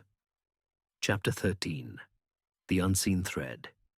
The midday sun bathed Blackthorn Manor in a golden glow, its rays filtering through the ancient yews and casting dappled patterns on the gravel drive. Inside, the atmosphere remained subdued, as though the house itself were mourning the revelations that had shaken its foundations. The guests, preparing to depart now that Dr. Caldwell's confession had closed the case, moved through the halls with a quiet efficiency, their bags packed and their farewells brief. Yet for Hercule Poirot, the air still hummed with an unresolved note, a subtle discord that his meticulous mind could not ignore. Poirot sat in the library, his small notebook open before him, his pen poised above a page filled with neat, precise script. Captain Hastings stood by the window, watching a carriage roll down the drive, carrying Mrs. Evelyn Marsh back to London. Her departure, like those of the others, seemed to signal the end of the affair, but Hastings knew his friend too well to believe Poirot was entirely satisfied. "Poirot," Hastings said, turning from the window, "the case is solved. Caldwell's confessed, and the police are content. Yet you're still here, scribbling away. Is there something we've missed?" Poirot's green eyes gleamed as he set down his pen. "Mon ami, you know me well. The confession of Dr. Caldwell, it explains the murder, oui, the blow, the motive, the note. But there is a thread, an unseen thread, that tugs at the mind of Hercule Poirot. It is the question of why Lady Beatrice saw him that night and said nothing until pressed. Hastings frowned, settling into a chair. She was afraid, wasn't she? Afraid of what Sir Reginald's announcement might mean for her, or perhaps for Clara. She protected Caldwell out of fear or guilt. Poirot nodded, his moustache twitching. Précisément. But fear and guilt, they are not simple emotions. They are woven from many strands. Love, betrayal, loyalty. Lady Beatrice's pearls, they are more than a keepsake. They are a link to a past that shaped this crime, and I wish to understand it fully before we depart. A soft knock interrupted them, and Lady Beatrice herself entered, her face pale but composed. She wore a simple black dress, her pearls replaced by a plain silver brooch, as though she had set aside the weight of her secret. "Monsieur Poirot," she said, her voice steady, "I heard you were still here. I wanted to speak with you, if I may." Poirot rose, bowing slightly. "Madame, I am at your service. Please sit." Lady Beatrice took a chair, her hands folded in her lap. "I owe you an explanation," she began, her eyes meeting Poirot's. "About the pearls, about my silence. I couldn't bear to speak of it before, but now, with Dr. Caldwell gone, I feel I must." Poirot leaned forward, his expression kind but attentive. "Speak, madame. The truth, it is a balm, even when it pains." She took a deep breath, her voice low but clear. "The pearls were from a man I loved, long before I met Reginald. His name was Edward Langley, a diplomat who worked with Reginald in their younger days. We were engaged, but he died suddenly. Consumption, they said. The pearls were his last gift to me, a promise we never fulfilled. I kept them hidden, a private memory, but Reginald found them years ago. He never spoke of it, but I always feared he knew." Poirot's eyes narrowed, and this fear, it resurfaced when he planned his announcement. Lady Beatrice nodded, her fingers tightening. He was distant in the weeks before his death, speaking of setting things right. I thought he might reveal my past to shame me, perhaps to justify changing the will. When I saw Dr. Caldwell in the hall that night, I couldn't believe he would kill Reginald, but I was too afraid to speak. I thought my silence might protect Clara, protect us all. Hastings felt a pang of sympathy, but Poirot's gaze remained steady. And Dr. Caldwell, Madame, did he know of this past? Of Edward Langley? She hesitated, then nodded. He did. Reginald confided in him years ago when he first found the pearls. Dr. Ho, Caldwell was kind to me, always discreet. I think he felt sorry for me. Poirot's moustache twitched. And this kindness, it bound you to him, even when you saw him leaving the hall. Yes, she whispered. I couldn't betray him, not after all he'd done for us. But I didn't know he'd killed Reginald until you forced the truth. Poirot leaned back, his fingers steepled. Merci, Madame. You have clarified much. The pearls.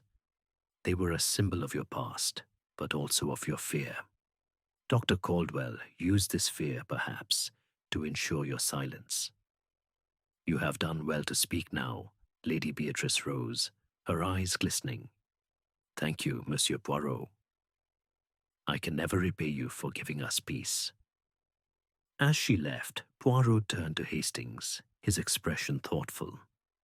The unseen thread, mon ami. It is the bond between Lady Beatrice and Caldwell. Not love, but a shared secret, a shared guilt. Caldwell knew her past and used it to his advantage, trusting she would not betray him. Hastings shook his head. It's tragic, really. All this pain over a memory, a will, a moment of desperation. Poirot said softly. The human heart, it weaves a complex web. But the truth, it cuts through, always. They stepped into the hall, where Graves was overseeing the final preparations for their departure. The butler's face was as impassive as ever, but his eyes held a flicker of gratitude. The train leaves in an hour, gentlemen, he said. Your bags are ready.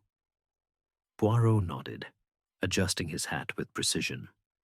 Merci, Monsieur Graves. Blackthorn Manor. It will heal, in time. As they walked to the waiting carriage, Hastings glanced back at the manor. Its Elizabethan grandeur softened by the sunlight. The case was closed, the killer caught. But the echoes of the unseen thread, love, loss, and loyalty, lingered in his mind, a reminder of the delicate balance Poirot so masterfully navigated. Chapter 14. The Final Threads.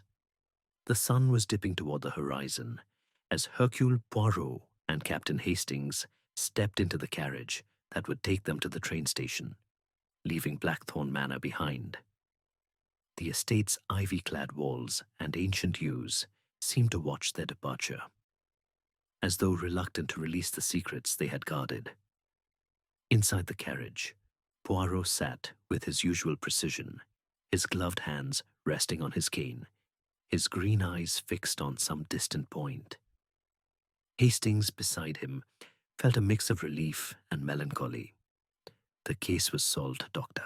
Caldwell's confession had brought justice, and yet the lingering echoes of Lady Beatrice's past and Clara's fierce loyalty left an indelible mark. Poirot, Hastings said, breaking the silence as the carriage rattled along the Devon lanes. You tied it all together so neatly. The pearls, the scuff mark, the note. But I can't help feeling there's more to this story. Lady Beatrice's secret, her connection to Caldwell, it feels unfinished. Poirot's moustache twitched with a faint smile. Mon ami, you have the heart of a poet. You sense the shadows behind the truth, and you are not wrong. The case is closed, but the human story, it is never truly finished. Lady Beatrice's pearls. They are a reminder that the past is never fully buried. It shapes the present, as it did for her and for Dr. Caldwell. Hastings frowned, his mind turning over the details. You mean her past with Edward Langley? It wasn't just a love story, was it? It influenced Caldwell's actions somehow. Poirot nodded, his expression thoughtful. Précisément. Dr. Caldwell knew of her past, as she told us, because Sir Reginald confided in him. But consider this, Hastings. Caldwell's loyalty to Lady Beatrice was not merely professional. He pitied her, perhaps even admired her, for enduring a marriage to a man as controlling as Sir Reginald. When Sir Reginald planned his announcement to reveal his failing health and alter the will, Caldwell saw not only his own loss, but hers. He acted to protect her, as much as himself. Hastings' eyes widened. You think he killed Sir Reginald for Lady Beatrice? Not for her alone, Poirot said, his voice soft. But her vulnerability, her fear of exposure, it was a factor. The pearls were a symbol of her secret, and Caldwell, knowing their significance, trusted she would not betray him. Her silence in the hall that night was his shield, until my little grey cells broke it. The carriage slowed as they approached the station, the distant whistle of the train cutting through the quiet countryside. Hastings leaned back, his mind racing. And Clara, she knew something, didn't she? Her protectiveness. It wasn't just love for her mother. Poirot's eyes gleamed. Mademoiselle Clara is perceptive. She sensed her father's announcement would harm her mother, perhaps by exposing the past or altering the inheritance. Her anger at Dr. Caldwell, her accusations against the others, they were born of fear for Lady Beatrice. But she did not know the full truth until the end. The carriage stopped, and Poirot stepped out, his movements as precise as ever. Hastings followed, carrying their bags as they made their way to the platform. The train, puffing steam into the crisp air, stood ready to carry them back to London. As they waited, Poirot turned to Hastings, his voice low.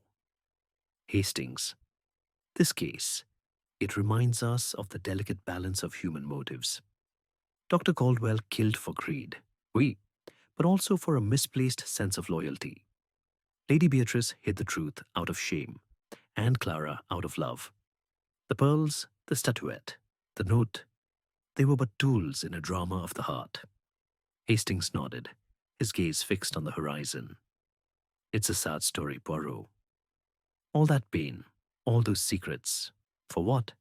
A moment of desperation. Oui, Poirot said, adjusting his hat. But it is in understanding this pain that we find clarity. The little grey cells, they do not judge. They observe, they deduce, they reveal. And in revealing, they offer a chance for healing. The train's whistle sounded again, and the conductor called for passengers to board. Poirot and Hastings climbed aboard, settling into a comfortable compartment. As the train began to move, Hastings glanced at his friend, who was gazing out the window at the receding silhouette of Blackthorn Manor. Do you ever tire of it, Poirot? Hastings asked. The secrets, the lies, the darkness. Poirot turned, his smile gentle. Never, mon ami, for in every darkness there is a puzzle, and in every puzzle there is truth. And truth, it is what gives order to the chaos of the world. The train gathered speed, carrying them away from the manor and its shadows. Hastings leaned back, his notebook tucked away, feeling a quiet admiration for his friend.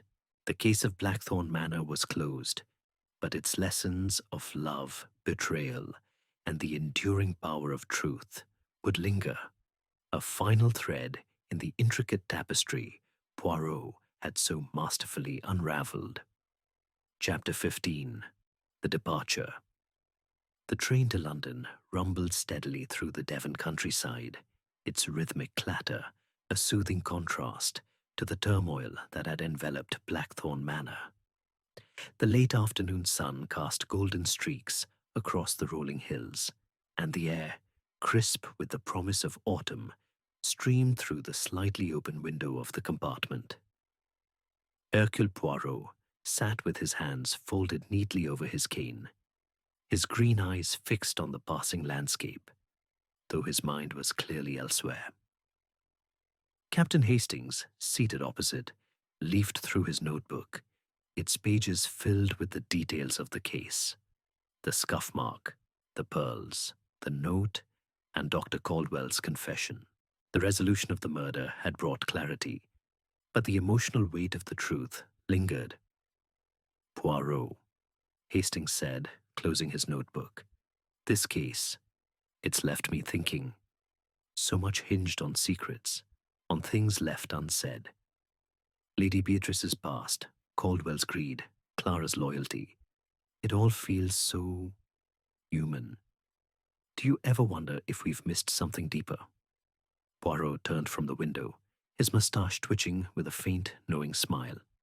Mon ami, you are becoming philosophical. The case, it is solved, the murderer caught, but you are right. The human heart, it is a labyrinth. There is always something deeper, something that escapes even the little grey cells. But we must content ourselves with the truth we have uncovered.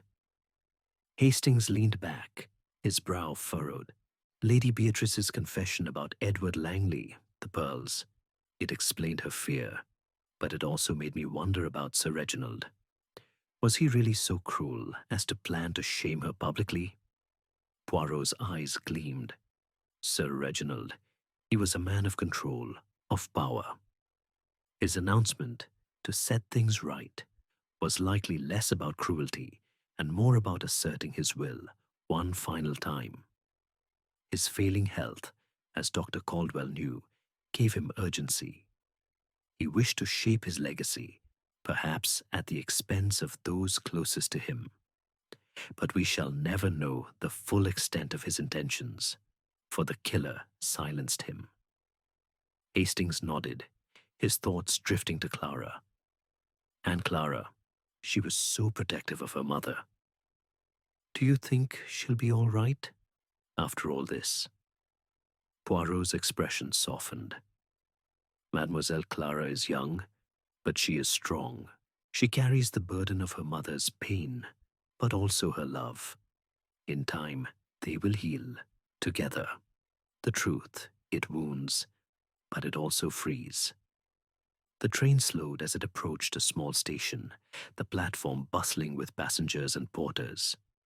Poirot adjusted his hat, his movements precise as ever. Come, Hastings, he said, rising. We are nearly at our destination. London awaits, and with it, the comfort of order and routine. They stepped onto the platform, the noise of the station a stark contrast to the quiet intensity of Blackthorn Manor. Hastings carried their bags, his mind still turning over the case. You know, Poirot, he said as they made their way to a waiting taxi, I sometimes think you see more than you let on. That unseen thread you mentioned, was there something else you suspected, something you didn't share? Poirot's smile was enigmatic. Perhaps, mon ami, there are always threads that remain unseen, even to Hercule Poirot. But the truth of the crime, it is complete. Dr. Caldwell killed Sir Reginald, driven by greed and a twisted loyalty. Lady Beatrice's silence, Clara's fear, the pearls, they were the backdrop, the stage on which the drama played out. To chase every thread would be to lose the clarity of the solution. Hastings chuckled, shaking his head. You're impossible, Poirot. Always one step ahead, even when you claim you're not. Poirot's eyes twinkled as he climbed into the taxi. It is the little grey cells, Hastings. They do not rest, even when the case is closed. As the taxi wound through the streets of London, the spires and smokestacks of the city coming into view, Hastings felt a sense of closure. The mystery of Blackthorn Manor had been a dark one, woven from secrets and betrayal. But Poirot's brilliance had brought light to its shadows. The pearls, the statuette, the whispered fears, they were all part of a human story, one that would linger in Hastings' memory long after the train's whistle had faded. Poirot leaned back, his expression serene. Life, mon ami, it is a puzzle, but it is also a gift. We solve what we can, and we move forward. The taxi pulled up to Poirot's apartment, its familiar order a stark contrast to the chaos of the manor. As they stepped out into the evening air, Hastings glanced at his friend, a smile playing on his lips. Until the next puzzle, Poirot? Poirot's moustache twitched with amusement. Until the next, Hastings. But for now, a tisane, and perhaps a quiet evening. The world, it will provide its mysteries soon enough. With that, they entered the apartment, leaving behind the echoes of Blackthorn Manor and its secrets, ready to face whatever new challenges awaited the indomitable Hercule Poirot and his loyal friend.